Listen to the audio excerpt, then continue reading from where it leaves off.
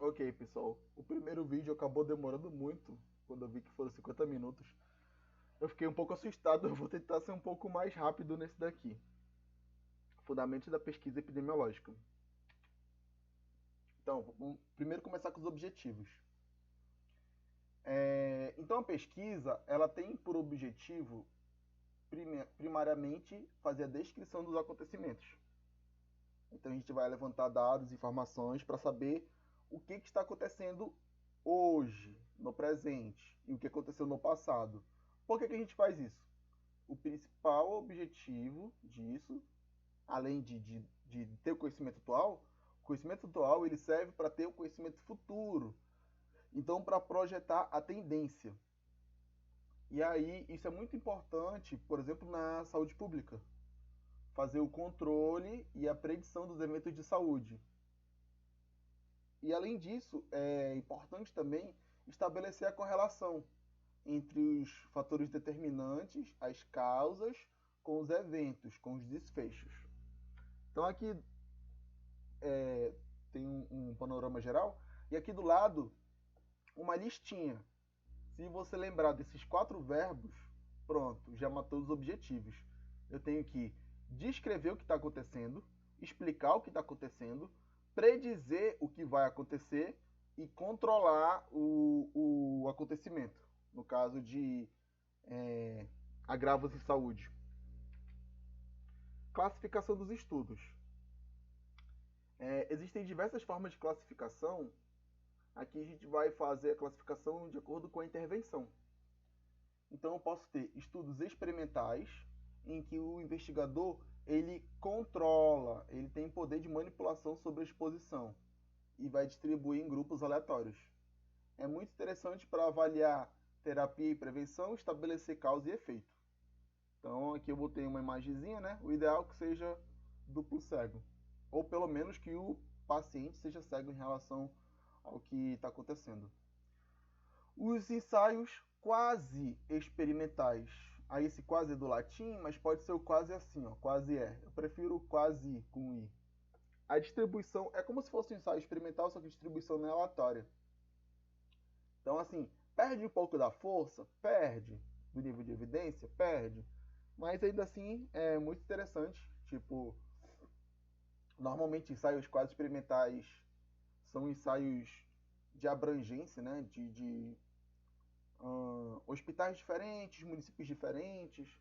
O Ministério da Saúde ele adota muito esse tipo de ensaio para a elaboração de políticas públicas. Apesar de não ser aleatório, de perder um pouco desse nível de evidência, ele tem a vantagem de ser mais próximo do mundo real. Então, às vezes, um ensaio clínico ele está num ambiente muito controlado e funciona direitinho. Quando ele vai para o mundo real, ele perde um bocado daquela validade externa. Então, o ensaio quase experimental ele tem essa propriedade que por um lado é ruim, por outro lado é bom, de tá, de não ter tantos controles e estar mais próximo do fator real, do mundo real. Aí eu trouxe uma imagem para lembrar de um artigo de uma vez que eu estava vendo que era sobre cáries. E aí era uma população que tinha água tratada e uma população que não tinha água tratada. Não dava para fazer uma mistura, uma randomização entre essas populações. E aí a que tinha água tratada, ela tinha menos chance de desenvolver cárie. E o estudo observacional. Então, o pesquisador ele vai estar lá com o seu binóculozinho apenas observando o que está acontecendo. Ele não pode fazer intervenção. E aí, qual que é a grande utilidade? Formular e testar hipóteses. Então, aqui a gente está mais relacionado a causa e efeito.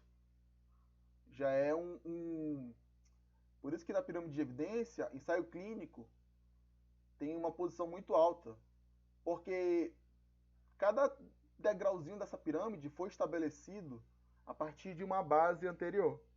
Então, os estudos observacionais normalmente são estudos mais inferiores de maior base, né? O relato de caso é o mais fundamental possível nesse nível de evidência. Então, à medida que a gente vai subindo nessa pirâmide, os degrauzinhos dessa pirâmide, a gente vai criando evidências mais fortes. E aí pode pensar em intervenção e tudo mais. Mas no começo não. A gente vai primeiro formular uma hipótese, depois a gente vai testar uma hipótese, e aí a gente vai estabelecer causa e efeito. Então vamos lá, classificação quanto à abordagem de estudo, que é bem parecido com o que eu estava falando antes. Eu posso ter um estudo descritivo, mas eu também posso ter um estudo analítico. Então, aquela classificação que eu fiz lá, tipos de estudo. O estudo descritivo, ele vai apenas, como o nome está dizendo, descrever o que está acontecendo, é uma estatística mais simples. No estudo analítico, não, ele vai testar hipóteses, então vão ter testes estatísticos mais robustos e tudo mais. Aí os estudos analíticos, eles podem ser observacionais ou eles podem ser experimentais. Então, é só pensar. Do estudo descritivo, ele não pode ser experimental. Eu não posso descrever e testar uma coisa. Agora, se eu vou analisar, eu posso analisar só aquilo que eu estou observando ou eu posso analisar aquilo que eu propus de intervenção. Então, nos estudos descritivos, nós temos relato de caso, série de casos. Né? Relato de caso, pouquinhos casos, série de casos, já tem alguns, estudos de prevalência. Aí aqui, observacionais, transversal, coorte, caso controle. Observe o seguinte, prevalência e transversal, eu coloquei com o nome trocado de propósito, mas é a mesma coisa. Esse estudo tem um monte de nome. Os nomes mais comuns são estudos de prevalência e transversal. E eles podem ser tanto descritivos quanto analíticos. Nos estudos experimentais, a gente tem o ensaio clínico randomizado e o estudo quase experimental. E ainda existem os estudos coletivos. O estudo coletivo descritivo, que são os estudos ecológicos, e o estudo analítico, o estudo coletivo do analítico, que são os ensaios comunitários, que é o tipo de estudo experimental. Agora fazendo a classificação quanto à intervenção. Então, existe intervenção? Pode ser que sim. Então, eu estou falando de um estudo experimental. O pesquisador está propondo uma intervenção. É uma nova terapia? É um novo fármaco? É uma nova profilaxia? É uma nova forma de promoção de saúde? Não sei. Uma nova intervenção. Não existe intervenção? Então, trata-se só de um estudo observacional. Aí, a partir de um estudo experimental, a gente tem que fazer a pergunta: o pesquisador conseguiu gerar amostras aleatórias? Foi possível fazer a randomização?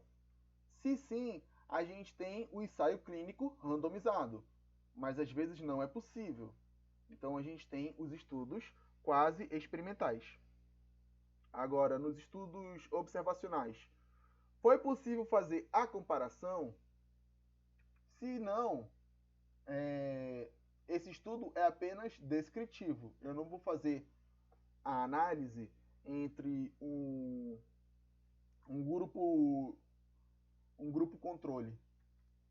Aí eu vou ter esses estudos. Relato de casos, série de casos, prevalência e estudos de vigilância. Agora, se foi possível fazer a comparação, a gente tem que, e estamos falando em um estudo analítico, a gente tem que se perguntar na temporalidade. Qual foi a direção do estudo?